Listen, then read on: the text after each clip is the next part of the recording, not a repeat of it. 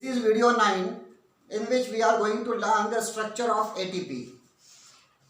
ATP structure is related to the RNA that you will learn in the 9th standard DNA and RNA. RNA is a single stranded structure while DNA is a double stranded structure. This is DNA for example, but RNA is a single stranded. This is RNA.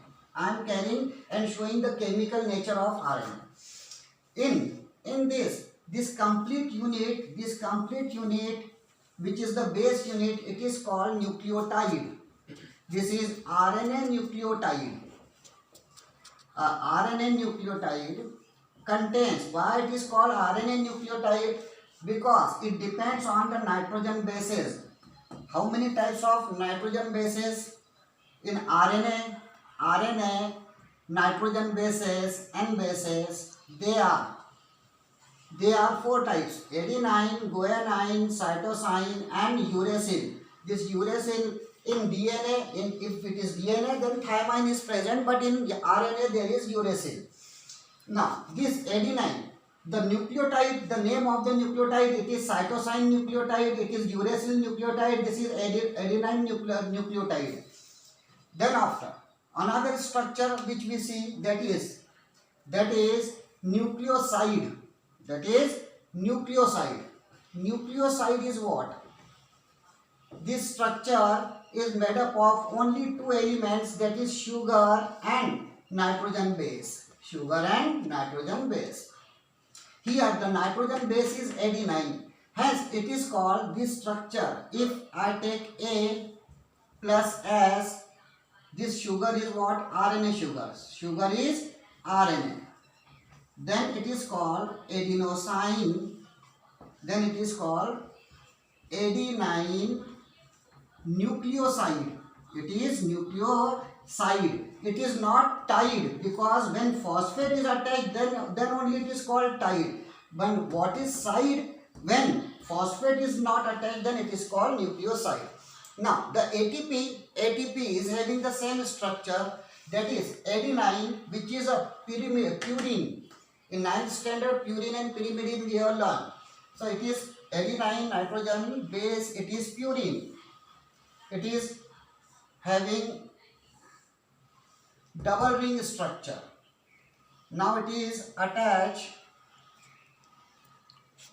to the sugar, which is pentose sugar, RNA sugar. This is RNA sugar and pentose 5-carbon sugar.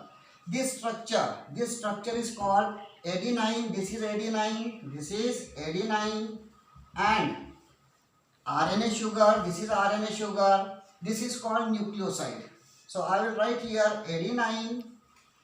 It is adenine and RNA sugar. These two structure together they form, right? Adenosine ribonucleoside. This complete structure is adenosine ribonucleoside. It is nucleoside. This is side, not tide. So adenosine. To this, now here given 1 phosphate, but this is different chemical. ATP is different chemical. Here 3 phosphate groups. 1 phosphate group, then now it become nucleotide. Second, now it is changed, and 3rd phosphate. All these phosphate are attached to each other with the bond, chemical bond, and these chemical bonds are called energy bond. These are alpha bond, beta bond and gamma bond. The last bond, gamma bond, is a high energy bond. In this, high amount of energy is present. When this bond is broken, that is why we show it, the phosphate, this one we show like this energy. This is energy bond. When this bond is broken, then energy is released out, and that is utilized for the different activities. Now the question is asked in the textbook, give scientific reason ATP is called energy currency of a cell. First of all, we have to learn what is the meaning of currency. Currency means it is called cash. What is cash? Rupees. The money you have in your pocket, you can purchase anything. Whatever you want, you can purchase if you have cash.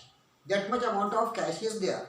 But suppose if you are going to purchase potatoes, 1 kg potato, and you are just showing them that particular person that your ring or one necklace from your neck or something, miss part of your shirt or part of your pant, just you are giving that this pant, this shirt is costing 1000 rupees. Suppose I am giving the part of this, then give me 1 kilo potato.